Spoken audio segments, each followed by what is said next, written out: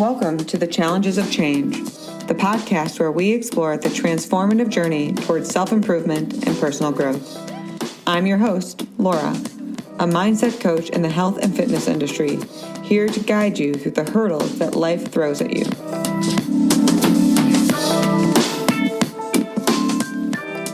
In each episode, we'll delve into practical strategies and insightful discussions to help you manage stress, regulate your emotions, upgrade your mindset, and ultimately reclaim your sense of worth.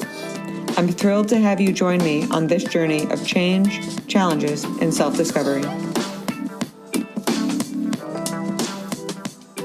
And we are back for another episode of the Challenges of Change. And it has been a hot minute since we have had the one and only Jess on the podcast. But I know I speak for everyone else when I say, I am so happy you're back.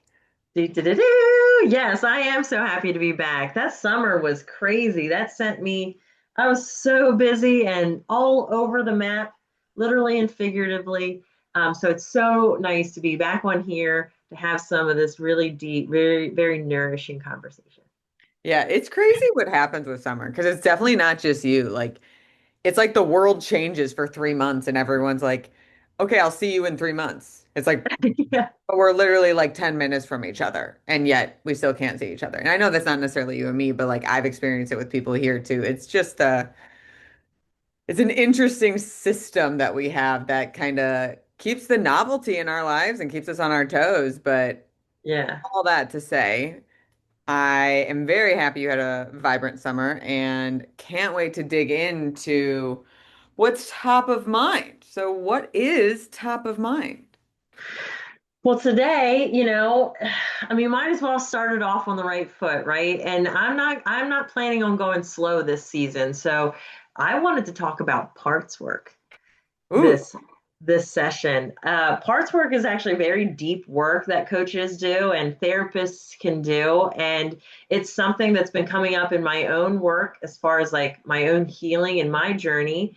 But I also see this telltale signs that will be coming up in my coaching sessions as well.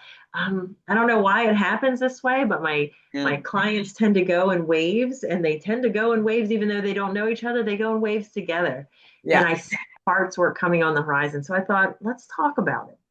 I think that's fantastic. And it is fun. It reminds me of like the new car thing. Like when you're shopping for a new car and like you never see it, and then the moment you get it, you're like, oh my God, I see these everywhere. It's so true. Yeah. I experience it with my clients as well. So you kind of started to describe like a very superficial version, like coaches and therapists do it, right? But Mhm. for those who are not familiar with what parts work is, they know who does it, but what are we actually doing as a coach or a therapist, and what is the purpose of going into the different parts? Yeah, so parts work is really it's us working with ourselves, but it's this incredible strategy or exercise that you can do that takes you out of the equation, like you personally, and takes the parts of you and puts them kind of externally for you, Mm, to be able to observe. And the reason that's so powerful is a lot of times when we're working on that deep down shadowy type stuff, mm, or the reason why we have those habits that are hanging on so intensely, um, it can get a little scary, a little, uncomfortable when we're thinking things that have a negative connotation in our brain about ourselves. yeah. So when we can take those parts of us out, and make them external, almost like we're playing with Barbies, maybe Yeah. if you can remember that back in the day, or anything like that, it creates space so that it doesn't feel nearly as negative to talk about these aspects of ourselves because they feel like characters outside of us. Did that Yeah. make sense? It makes great sense. And I love the Barbie analogy. Yeah, But I mean, humans are complex. Most obvious statement ever, right? incredibly. Um, but what I love is I actually saw Richard Schwartz, who's the kind of creator of parts work, right? Mhm. At a conference a few years ago now. And I remember him showing a video of like a client who had consented to like let us observe and learn, and he was leading her, and we were kind of seeing what was happening. But one of my favorite components is like before he even showed us the video, what he said is like, this is inherent and we do it without recognizing it because we'll use the language, a part of me, ba, ba, ba, ba, ba, right? Yeah. Recognize there are parts of ourselves. There's a part of me that wants to do this and a part of me that wants to do that. There's a part of me that feels like I should do this and a part of me that feels like I should do that. And we use the language without really understanding what we're talking about, but it kind of gives each one a voice. So when I do parts work, I kind of have my clients go into like a bit of a visualization, right? We get them into like Mhm. a safe space because like anything sensory is going to be distracting, and then the most protective mechanism your brain has and be like, ah, me. Um, and I have them picture a conference table or like a retreat, like a beach. Like they get to kind of decide on their zone of peace. Um, but ultimately, their table has all of their parts. They have the judge, they have the inner child, they have, I mean, everyone has different parts, but like a variety just to see what it is. And it's really interesting to hear the secret wisdom when you actually call on different parts. Yes. I think that's what stands out for me the most. It's almost like how do I describe this? If you don't think you can do this, if this feels new age or woo woo to you initially, it doesn't even matter because you can step into this meeting place as you were describing it, a secret, a place of peace, and you can call on these parts. And the reason you're able to do that, and I think you touched on it there, was that we've all experienced it. We just don't realize we're experiencing it. We do break ourselves into parts. We know that there are conflicting parts of us. We've all been in that space before where we've wanted something, but we've wanted something else, and they don't seem to be congruent. And so it's really taking in this part of you that already knows how to do this, Yeah. and it's amazing what can come up when you're guided in a brilliant and understanding way. Yeah. So there's this opportunity for your parts to come out and have their own voice, like you said. And what comes up in those moments is pretty incredible. And if you remember, or you can acknowledge this too, is that for every person it's different. So you want to start saying like the judge and the inner child, and that's even part of the what differs from person to person as well. Yeah. So my personal experience, they come up and I can name them, and they'll have their own names. And I've even had parts that aren't female Oh yeah, me too. because so much of my identity is female. Mhm. I have parts of me that don't have a feminine signature to Mhm. them. They're very masculine in energy. And so it's incredible what will come up. Mhm. It's almost like it's almost like a dream that makes sense. Yeah. So if you've ever like tried to recall a dream, it seems very fantastical and magical, and it doesn't make any sense, but it did to you in the moment. And this is like fantastical and magical as it comes up. And then once those words kiss the air, Mm. um, you can almost sit back and go, wow, did that just come out of me? Mhm. And what comes up is just so interesting how it applies to your life and what meaning it has to you. Almost like that part of you was separate, just the Mhm. way that the exercise works. And it had its own voice. Yeah. They had their own voice, their own name, their own personality, and their own job that they were put in charge of doing. Yes. And I love that line, their own job that they were put in charge of doing. And I definitely want to put a pin in that and come back to it. But Yeah. the other thing you said that is point is a dream that makes sense. Yeah. Like you can't exactly like we have to recognize the depth of intelligence our body carries, not just in our brain systems, like we have three different brains, but even in our nervous system and the complexity that science can barely start to begin to understand of the depth of intelligence that has to work in our body. So when people talk about logic, yes, there is our logical brain, but there is so much more intelligence behind the logical brain. And what so many people don't recognize is the logical brain is distorted based on the intelligence from the unconscious and the subconscious. So a lot of parts work isn't in the logical brain, and there needs to be a wonder or a curiosity or an openness to explore. And then after you visit your parts, you can bring the analytical mind back on and consider the logic. But at the end of the day, like our emotions, our needs, they don't have words, you know? So it makes me think a lot of like dogs, because obviously I love me some dogs. I Yeah. know when my Bubba starts to tuck his butt on a walk, I'm like, oh, a poop's coming. That's his poop Hmm. walk, right? Like we all know our dog's signals. Yeah. Well, we have the same signals. Oh, that's her stress chew, or oh, that's her anxiety hairspin, or whatever it's Hmm. gonna be, right? But the consumer, us, the being, doesn't recognize we're doing it. So coming back to what you said about the, what was it, the parts all have their own specific need or their own specific job. And a lot of what parts work is like we're born with whatever kind of parts for the most part, and then they kind of evolve with hormones. Like Inside Out is kind of like a good idea of that, Inside out. I was right? thinking the same thing. That's the That- best way I would say to visualize this yeah, initial part before it starts getting complicated. for sure. And then then they go through puberty, so Inside Out 2, new parts emerge, right? So parts emerge, but we have baseline parts. But the parts jobs, some overdeliver, some underperform based on the environment we're in. And so some voices kind of get calibrated to a louder volume that the conscious version of us, the logical version of us, can hear, right? Yeah. Whereas, like, I'm going to use the inner critic and the inner child as like examples because they tend to be, not most people have them, right? Yeah. The inner critic, like when we're a child, our inner child is our voice. And then we learn, like, oh, these parts of being our inner child isn't safe or doesn't get us the love, safety, or belonging that we're craving. And we learn if I behave this way, then I will get what I need. Well, then we have to find an internalized way of getting ourselves to behave in a way that's slightly unnatural. Cue the inner critic, right? Yeah. With Cue practice. hiring the inner critic. Yes.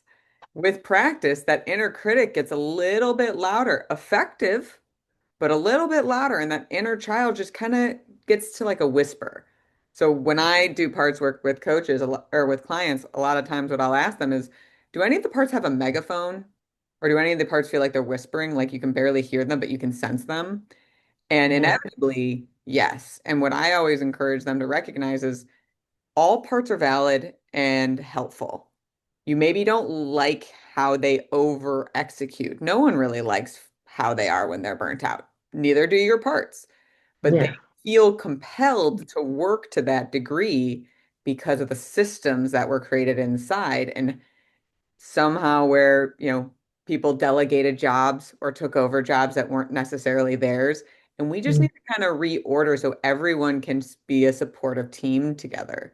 So let's, Yeah, so great job bringing it to what's the purpose? What's the purpose of parts work? And you just highlighted it there so beautifully. It's to get all of the parts that have been created and put on different jobs to start working together, yeah, because that's what's going to create the harmony that we're all desiring. This is what yeah. we all want. We want to stop feeling conflicted, to Mhm. stop feeling pulled in different directions, to or that feeling of not knowing where we need to go next. And we want everybody working together because that feels more whole. It feels much more fulfilling. And so that's really the purpose there. And then the only other thing I was going to say is that they're put on jobs, and one of the incredible things that I learned by going through it is that sometimes the job, when they were put on the job, let's see if I can describe this in a way that makes sense to everybody. Sometimes when that part was put on the job, it was at a really early age. And so we have to kind of remember where we were at that age when we put this part onto the job. Yeah. Because when you're doing parts work as an adult, and I'm a 45-year-old adult, we're almost, um, our understanding of the world and the meanings that we make are very, very different than when we're a child. And so sometimes we get to know this part, and again, it's so funny how they can have their own names, and some of them even have their own like little sass. Oh I yeah. started in the voice of one of my parts the other day, and my therapist was like, "Wow, I can see what it was like growing up in your family." Yeah, That's an interesting, yeah, sassy for little voice sure. you have there. Yeah. They have their own But personalities. yeah, they have their own personalities, and it's crazy. And so they come up, and when you're in parts work, part of that work is going, "Hey, what's up? What are you doing? I feel like you have a great intention here, but what's your job again, and what are you trying to accomplish?" Pause. Pause, And pause. yes, I just want to bring a point to like the kindness, the friendliness, the welcome kind of energy that you're speaking about it with. Like there are parts that, mm, good call. we don't always enjoy, but it is so important when you're doing parts work or exploring your inner world to recognize they helped you, otherwise they wouldn't be there. So Yeah. we shouldn't shit on things that helped us. So I'm sorry to interrupt, but I love that you said that, so I just want to put a pin in that. Yeah, no. It's a good point to make. The how we access those people, those parts, and how we treat them, and then just to make that one point is really that the job was given to maybe that part when you were a young child, and as you commune with them once again and recognize them as their individual self, and you start to have this conversation or dialogue with them, you realize that their strategy is so old, it may be very immature. So for an Hmm. example, my inner critic didn't understand the fact that success and stress didn't have to be married to one another. Yeah. Because from that very early age, what was modeled for us when we were creating her job and her position, was that, well, the successful side of my family, and the people that I know that are really successful are always stressed out. So Hmm. stress must be just a part of it. Yeah. And so that was part of the conversation. It was saying, well, now I know differently, honestly. And can I tell you what I know to be true today? And so having that dialogue with her, and to your point, yeah, the first step was accessing her in a kind and compassionate way, and finding out, making that assumption that she had a good intention, or they had a good intention, Yeah. for doing what they were doing, even if it is ruining things right now. There's got to be a good intention there. And that's like kind of like a paradigm. You have to kind of walk into parts work with that assumption Right. on your heart. Like, no matter how devious, misrepresented, maladaptive we think this part of us is, they have a good intention for you. Yeah. And so when you walk into parts work with that assumption, you can kind of come to them with compassion, with friendliness, kindness, and say, "Hey, what are you helping me with here? What's Right. your intention?"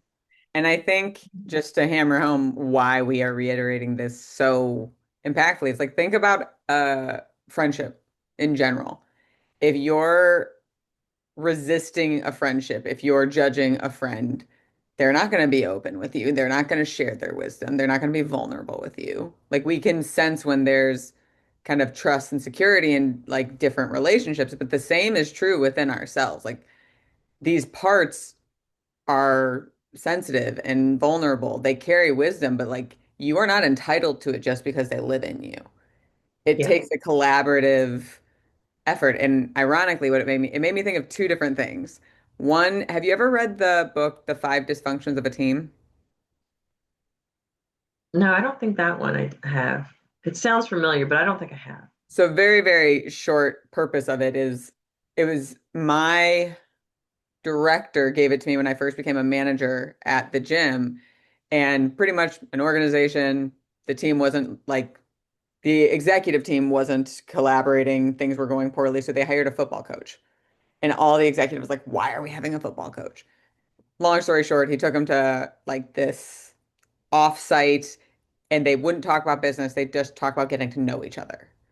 And Yeah. certain people left the executive teams. They're like, I don't want to do this. I just want to be successful. I just want to drive. There's the stress voices, right? And then through the book, ultimately, what's happening is you see as the people get to know each other, how they start to collaborate and understand the humanity of each other and like the purpose and why they care so much about their perspective and their view and where they want to go. And so when I'm hearing all these different parts who have the same objective, uh, thriving environment and successful life for you, but Yeah. they all have their own different strategies of how we do that. And certain people are carrying more weight than they're supposed to, and other people are not, right? But it's the personality, the perspective. Even if you don't like it, okay, don't like it. That doesn't mean you have to push it away. That doesn't mean you can't respect it. Like, I Yeah. don't like paying taxes. I respect I have to, you know? Yeah. Like, you don't, you can do both. All that to say. Yeah.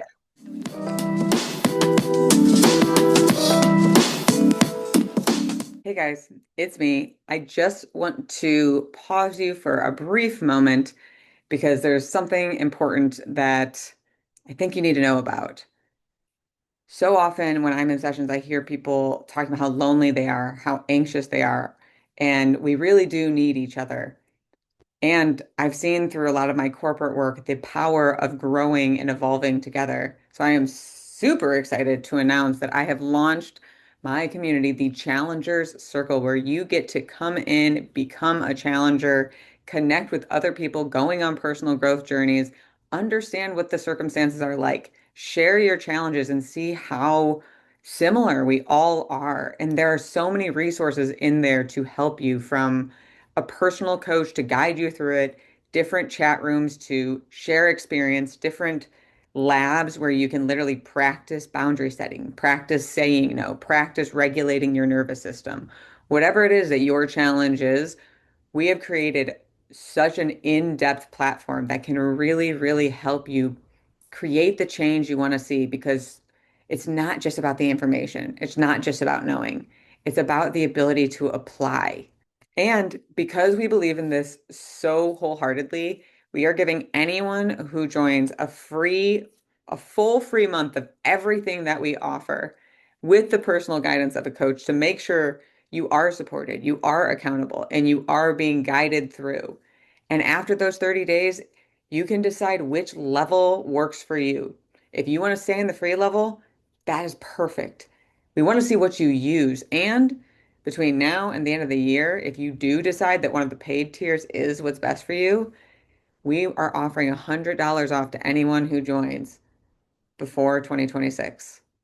So if you are ready to accept the challenge, truly enact the change that you've always craved in your life, now is the time, and we have created the zone, the arena for you. It's time to come home to yourself, and that is what the Challenger Circle stands for.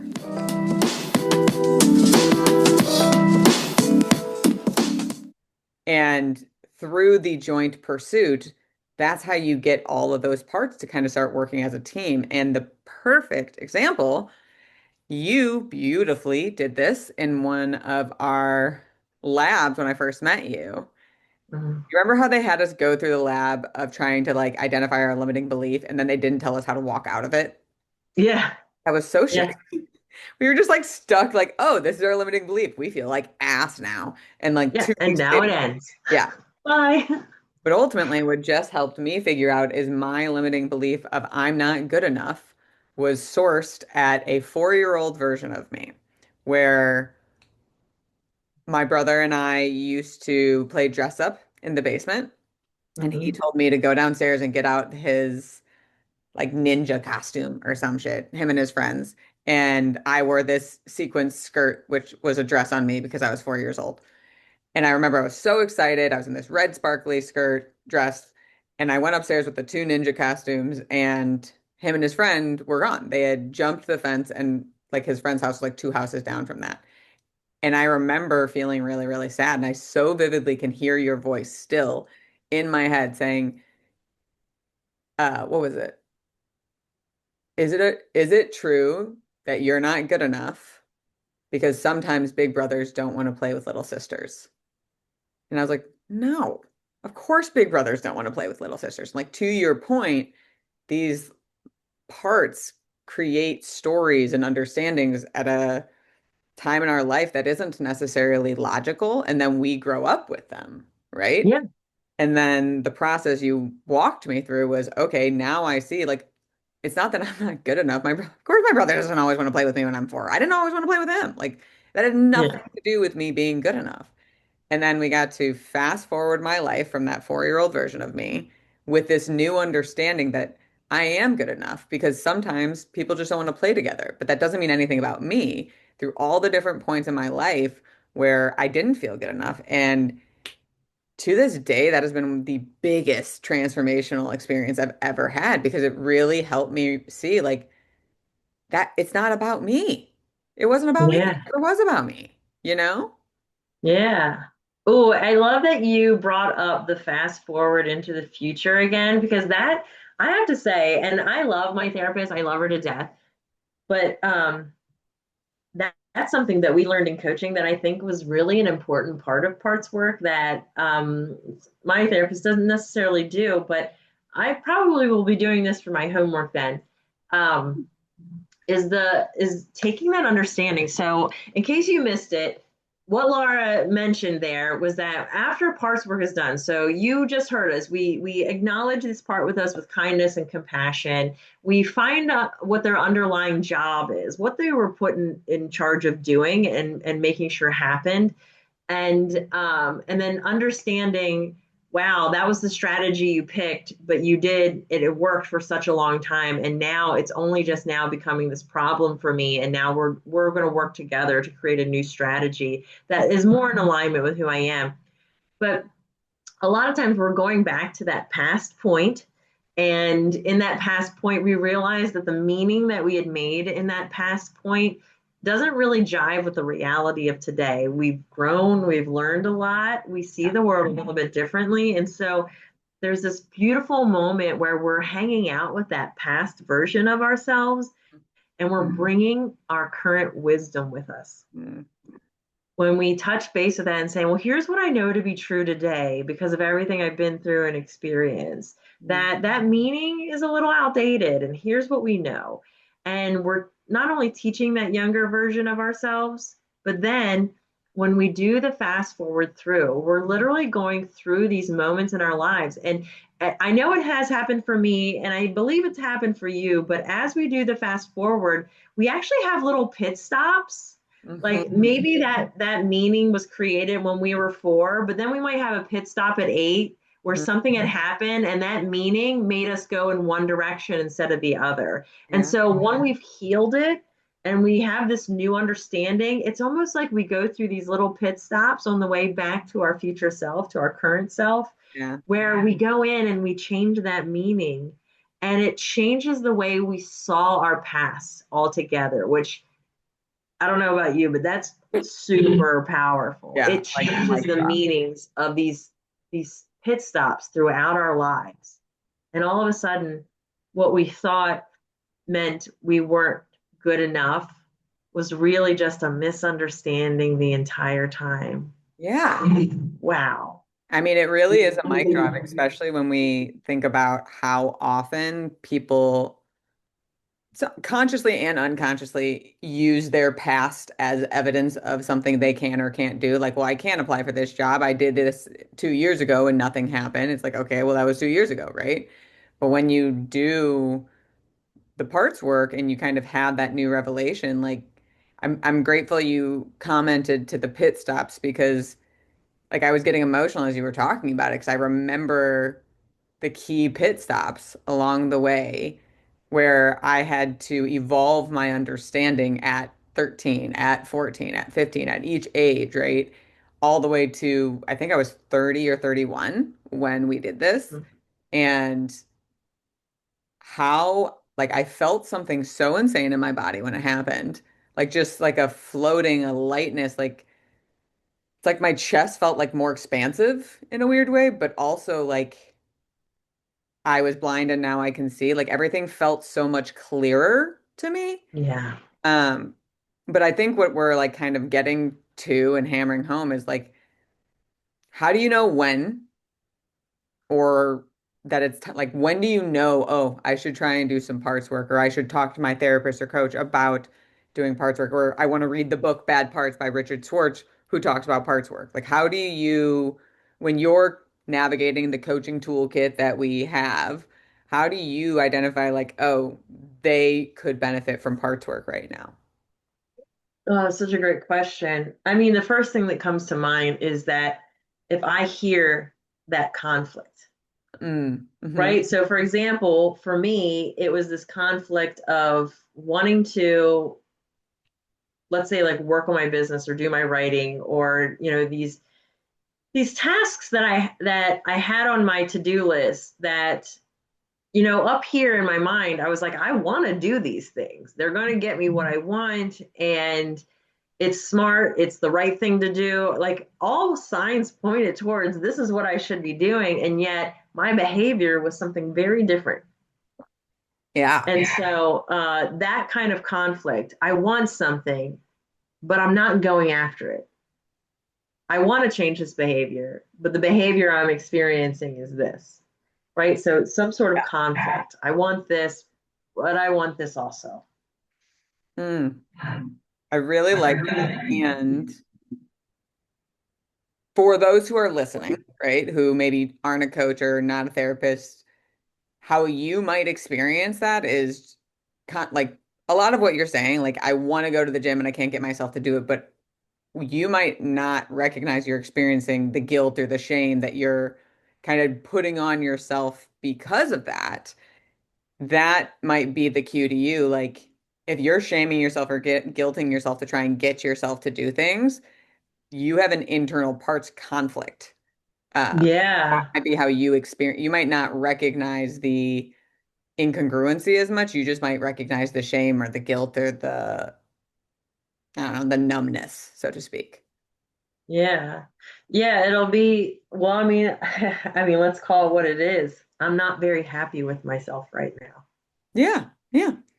And there's two things that came up when you were talking. One was I personally will go to parts work for what you just described as like the when I hear them talking from a space of shame or guilt, or like they're unhappy with themselves, or they're being really judgmental of themselves. If Hmm. I hear like a conflict in the different brains, like between the knowing versus what they believe, that's when I'll, Yep. but also if I hear them say a part of me, blah, blah, blah, blah, blah, I'm like, oh, that's a dead ringer. And I wait for like one other signal to be like, okay, where do they go? Okay, that one is, it's parts time. Um, but it's something that you can also start to kind of become more familiar with Hmm. through meditation. And I do want to just make a small plug here before I bring the other point home, because there's a lot of people who don't feel safe even going inside themselves, right? Like that's a capacity space that has to be built. And I know I had to do it. I'm pretty sure you had to do it, where like I started meditating at 5 minutes. Now I'll meditate for an hour if I have the time. I mean, my average is like 20 because it's in the morning and I got shit to do today. But I remember when it was 5 minutes, feeling that kind of agitation and analytically looking at it like I'm failing because I couldn't manage my mind. Over and over. Yeah. And I coach people into it. It's like, listen, if you are seeking home outside of yourself, if other people carry the keys to your happiness, to your love, to your safety, you are forever going to feel this stress, anxiety, and destabilization. You have to be your own internal home for that sense of security. You do not have to like everything. You just don't have to shame or guilt yourself about the things you don't like. You can just not be in denial about the fact that they exist simultaneously with all the other things that you do like, right? So that Yeah. space of I'm safe inside me has to be built. And I try and gamify it when I teach people around meditation. It's like, listen, we're like playing an arcade game. You're here, and then here comes a little like dart as a thought, and you just got to catch the dart and come back home, which is focused attention, just focusing on where you are. And with practice, you create that safe space where then you can hear the other voices. And it's such an important thing to point out because I remember so distinctly when we were doing this, like I was like, do you remember this? I was like this. like hand in head. Yes. And I kept like rocking back and forth, like Mm-hmm. very agitated in my body language because I was still very, very new to meditation at the time, and like safety wasn't really a thing. But that's one of the beautiful things about what coaching did is it kind of forced me to try different things because I wanted to help other people. So Yeah. if this feels like woo-woo or like not for me, just start with meditation. Try and catch the little buzzer and bring your attention back and just create home. But if you ever feel like you're the problem, it means you need to do parts work. And you should definitely call Coach Jess. But Yeah. I did want Yeah. to Give come me a back. call. I'd love to do it. I did want to come back to because we ultimately what inspired our conversation around parts work is we had a coaching session where I coached Jess on parts work on Tuesday. Was it? That's our day. Yeah. Tuesdays. And I'm not going to talk about any of that because that is all your knowledge, obviously. But one of the distinctions I wanted to preference, and if you want to go into it, obviously this is your stuff, no pressure by me, is when we were kind of talking about the, okay, we've evolved you out, we got the message from the parts, how to move forward, honoring and respecting all the parts. It kind Yep. of brings me back to like the five dysfunctions of a team. It wasn't just one trying to tell the other ones to shut up. It was That's right. trying to shift the volume of the different voices to let the parts do what their intended purpose was. But there's a lot of fear with that. And we were talking about four different parts of yours. Yeah. I think we have four going. Yeah. Three of the parts have been very, very successful, but they were kind of pushing you into the misalignment. And I remember when you started to kind of let that one voice be like the leader, I remember you said something and I was like, okay, and what does that part want to say back to the other parts? Like it got the wisdom from the three parts that have been so successful. Mm-hmm. And you could have easily left it there, which is so much room for backsliding, honestly, because it just perpetuates the fear. But through the engagement, specifically with the second part, you're like, no, actually, I do agree with that person, and I'm going to enjoy that after I lead myself with this person. And it was such a Yeah. powerful moment. But the engagement and the relationship between the different parts and having open communication, like literally within yourself, is is what creates the future forward change in my eyes. Yeah.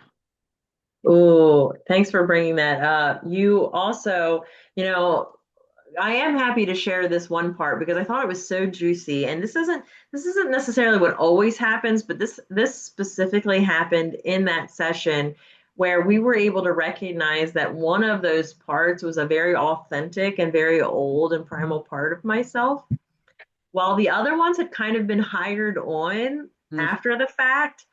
And they were literally put on the job to suppress this very natural, very authentic part of me. Mm. Because back in the day, that part of me was a problem for the people around me. Yeah. Yeah. And so that's shadow work for anybody who's still following. That is a part of myself that isn't necessarily, it's not necessarily bad. The shadow doesn't have to be bad. The shadow can be our artistic side, it can be our creative side. And in this situation, it was my very curious observation side. And they had these other parts. The reason the team wasn't working is that the team thought that their job was to suppress the one part. Yeah. Lo and behold, though, that part had its own plan and decided that it was going to become a major part of my life, Mhm. whether the other parts liked it or not. She was very sneaky. Well, I couldn't call her sneaky. She was just persistent, I suppose. She was ready. And She was ready to and so emerge. I thought that was a really cool aspect of the specific parts work that we did. When I had that realization, like, whoa, all these parts were put in place to just keep curiosity on lockdown. Mhm. You start to see that there's no way that that team could have worked in unison, could have worked together Yeah. as a real team. I mean, think about that in the corporate world. If Mhm. three out of the four people on the team are only put there to keep the fourth person in line, Not gonna work. it's going to create animosity. It's not going to be a great team environment. Yeah. And I apologize if I walked on the line. So I do appreciate you sharing. Yeah, no, no. What I'll say as we kind of bring this home is I like what you just kind of like the team at work. If you're just trying to shun one person, it's not going to work.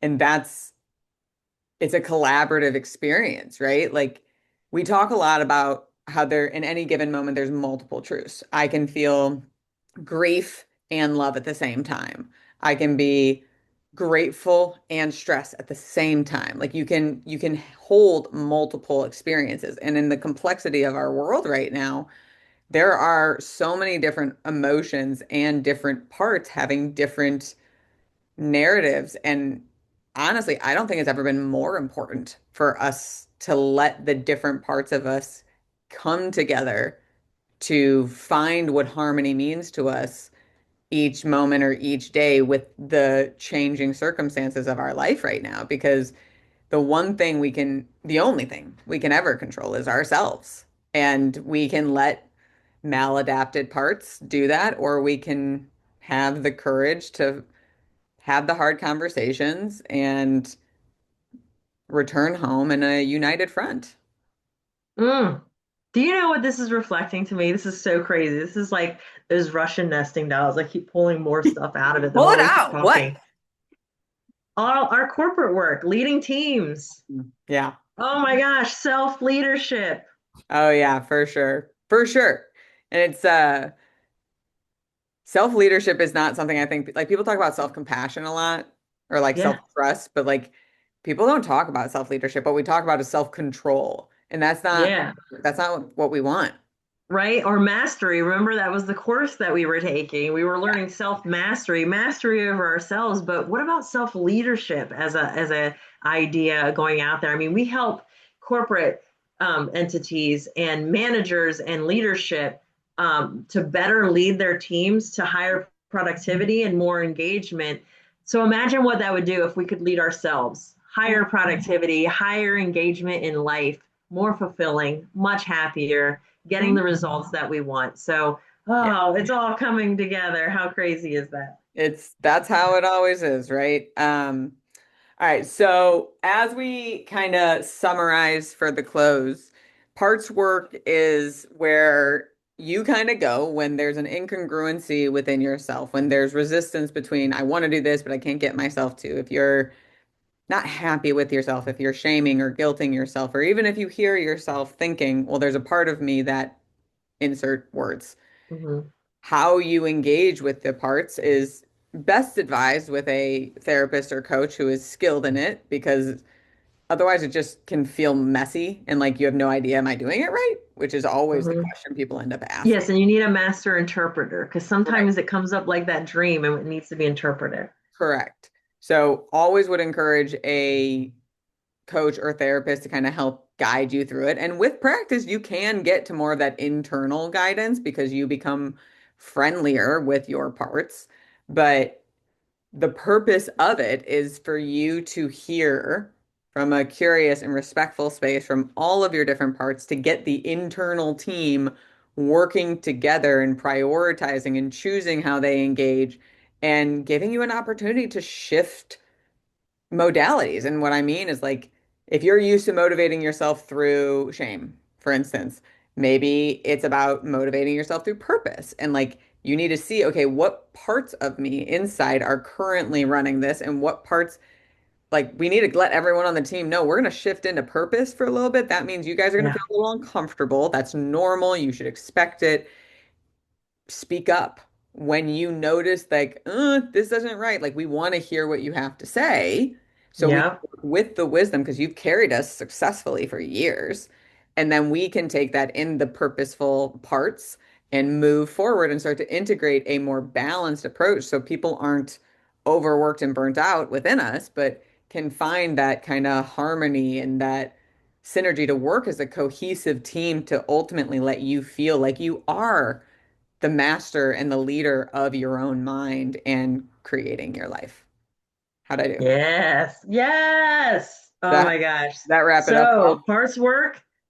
Is it a yay or an A? I say yay. Let's Yeah. do it. I for sure say yay, and I will definitely leave you guys with this. I remember when I felt unworthy, when I felt like I wasn't good enough. I remember the harsh voice I would hear inside myself, and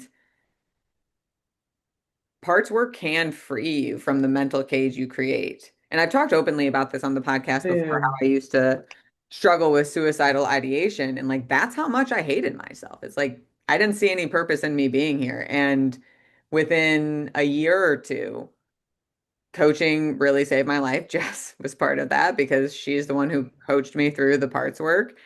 And from that moment where I realized sometimes big brothers don't want to play with little sisters, and that doesn't mean anything about me. That's just natural. That's just what happens. I've experienced people love connection, myself so much more vibrantly, but my favorite part is the playfulness that's emerged from me because I'm not so scared that I won't belong or that I'm not worthy anymore. So there is hope. There is light on the other side of the tunnel. You just have to put one foot in front of the other and try and show up for yourself. And if you don't know where to start, I think I speak for Jess when I say we would be honored to help guide you if that is what feels right for you. Absolutely. Reach out. We are positioned to help. And we're standing here, with one purpose in mind, and that is to help others through this because we've run the gauntlet and we've got to experience the results already. Yeah. Ugh. Well, I'm happy summer's over so I can have more of you, but thank you so much for sharing, for being open, for bringing this to us today. And I can't wait for more episodes with Jess coming soon. I can't wait either. Thank you so much for having me. Until next time.